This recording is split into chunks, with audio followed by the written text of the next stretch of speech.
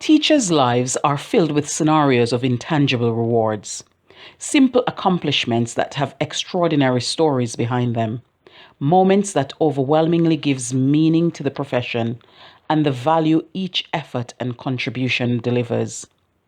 Notwithstanding, there are those scenarios that teachers delight in having a reprieve from whenever the school holidays come along.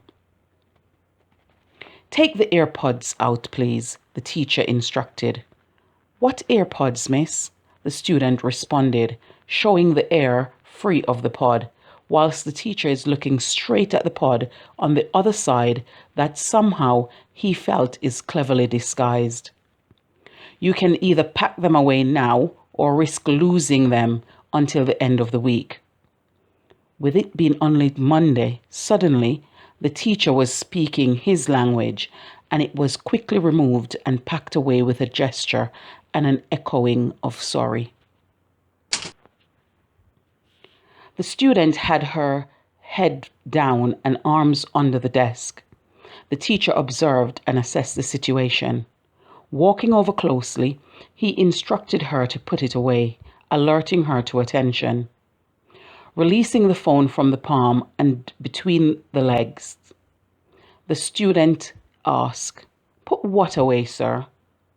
"The phone you were on." "What are you on about, sir?"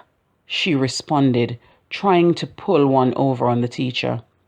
He walked over, opened his hand, and ordered her to hand it over, adding, "The phone that is now on your chair between your thighs.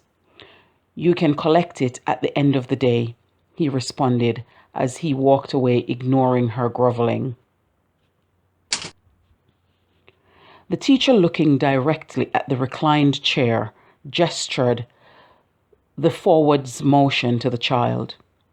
It was ignored, with the pretense he was sitting and just the chair was not yet pulled closer to the table. "Please sit with all four legs of the chair on the floor," she instructed.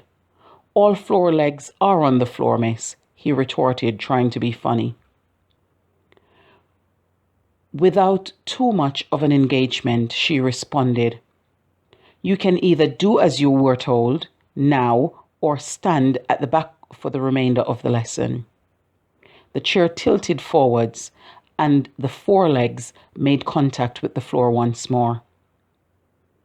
"How would I do that?" he questioned curiously. She walked over to him, "Just like I am." "Thanks for doing as I requested," she replied, and walked away.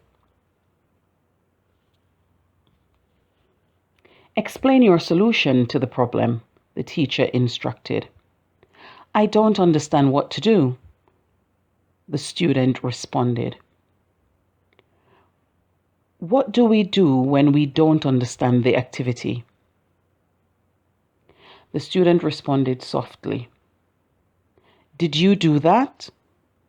"No," the student muttered. "Well, this is how to get it done."